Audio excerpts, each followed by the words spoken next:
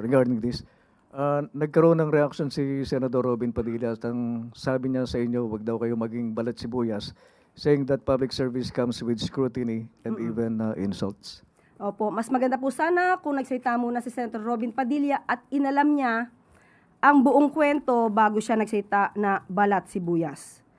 Unang-una, katulad na sinabi ko kanina, hindi po kami ang nagpakalat ng video. Wala po kaming balak na ito ay palakihin.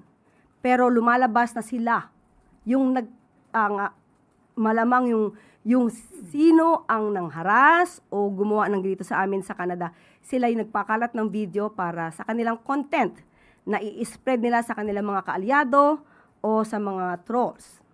At pangalawa,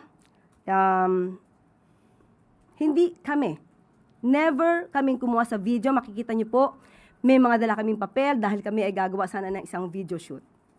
At pangatlo, hindi kami nagsumbong. Hindi kami ang nagpaunang magpakalat nito. Nung nandoon po ako kasamang MPC during dinner, sabi po sa akin ni Ivan Mayrina kung ako ay sasagot. Ang sabi ko, wag na lang palakihin, hindi na ako magbibigay ng anumang komento. Pero nabasa ko po kasi yung message ni Ivy. Tinatanong niya kung ano ang komento ko sa nangyari. So, since hindi naman ako makakasagot agad sa MPC sa Manila, so sabi ko ngayon kay Ivan, sige, sasagutin ko na lang, then kayo na lang ang mag-share sa MPC Manila. Yun lang po ang naging daan para sumagot ako, pero initially ayoko sanang sumagot.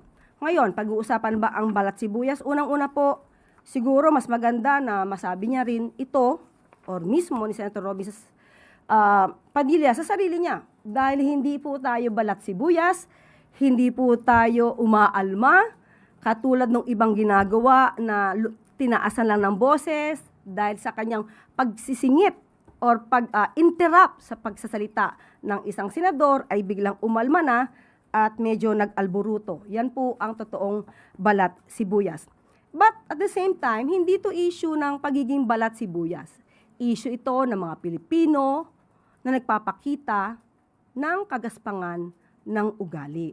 Sinabi po natin na karapatan ng bawat isa ang freedom of expression. Pero, ang pagsasabi ba, so magandang itanong natin to kay Senator Robin Padilla, ito tolerate niya ba ang mga kapwa niya Pilipino o maybe kaalyado niya o ang naratibo katulad ng kanyang mga kaalyado? Ang mga salitang, mamatay ka na sana. O kaya ang pagmumura na PI. Hindi isang beses, hindi dalawang beses. Ito tolerate niya ba yan? Kasi pag tinolerate natin yan, ang masasabi ng mga kabataan ngayon, tama lang palang magmura at magdasal ng kamatayan ng iba. Kaya ba hindi niya man lang pinagsasabihan o hindi man lang niya inalarmahan ang Vice Presidente nung ito ay nagmura? Minura ng minura ang Pangulo natin at pinagbantaan pa ng buhay. Yan ba ay natotolerate ni Senator Robin Padilla para sabihin na balat sibuyas ang isang tao? At meron pa po akong nabasa, kung tama ang aking pagkakabasa sa isang post ng SMNI News Online. Ito ang sinabi daw ni Senator Robin Padilla. Pinili natin ang trabahong ito, kaya tanggapin natin lahat ang pag-aalipusta. Dahil ang bayan ay ibiningit na natin sa kawalan. So ulitin po natin, ang pag-aalipusta ay normal pero hindi ang pagmumura at hindi ang pagdarasal ng kamatayan ng ibang tao. Hindi po yan maka-Pilipino, hindi po yan maka-Diyos at hindi po yan makabayan. At pakitanong na lang po, anong ibig niya sabihin na ang bayan ay ibiningit na natin sa kawalan? Hindi po natin matatanggap ang ganitong napaka-general na statement niya. Ipaliwanag po niya sana ito kung anong ibig niya sabihin to, dahil pag pinaliwanag niya po ito, sasagutin ko po siya. Hindi po siya maaaring magpindang ng ganito nang wala siyang anumang ebidensya. Salamat po, Yosek. Follow-up question mula kay Chris Jose Rimate.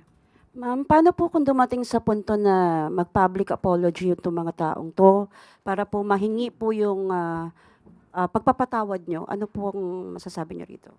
Wala po, hindi po naman ako nagtatanim ng sama ng loob. Ayoko lang po sanang magaya sila ng ibang mga kapwa natin Pilipino kasi may mga matataas na opisyal natin ngayon na nagto-tolerate sa mga kababayan natin at gina-justify pa yung ganitong klaseng ugali ng pagmumura at pagdalangin na mamatay ang isang tao.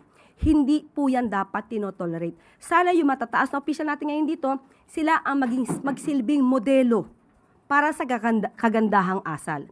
Hindi sila yung nagsisilbing modelo para gayahin sila sa masamang ugali. Thank you po. Sunod na tanong mula kay Samuel Medinilla, Business Mirror. Good afternoon po. Good afternoon po, ma'am. Mag-ask lang po ako ng clarification dun sa naging statement po ni President Marcos sa Canada po. Kung may epekto po ba or wala yung UMIC status ng Pilipinas sa interest rates ng loans na kukunin ng government from multilateral development institutions po. Opo, minabuti po natin tanungin mismo sa Secretary Frederick Go patungkol po sa issue na yan dahil napaka-technical na kailangan nating i-explain sa taong bayan. Ito po at babanggitin ko mismo ang sinabi ni Secretary Frederick Go ng Department of Finance. The effect on multilateral loans will not take effect immediately. Most of them have a period to see if we maintain the status for about 3 years before there is an effect on loan rates. And the effect is very minimal and only affect very few. So for 2026 or 2027, there will be no effect. And if ever there is, it will be very minuscule. So ibig po nating sabihin, kung may papataw man, magbabago ang rates, hindi pa po ito mararamdaman sa loob ng 3 taon. Follow-up po. Meron po bang, ano pong, may na-mention po si President Marcos na pwedeng makaapekto sa grants yung UMIC status. Itatanong ko lang po kung ano po kayang grants na binigay na sa Pilipinas or a-applyan pa lang ng Pilipinas yung pwede pong maapektuhan ng UMIC status po pagdating sa grants. Sa ngayon, wala pa pong binibigay na particular o detalye ang Department of Finance patungkol po dyan. Last na lang po, na medyo nasagot na rin po nila pero para lang po mas clear po.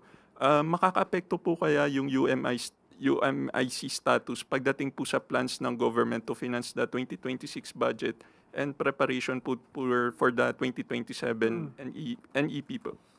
Sa ngayon, wala pa po. Kasi sabi nga po natin, ito'y titignan sa loob ng 3 taon. So yung 2027 budget ay hindi naman po maapektuhan. Thank you po.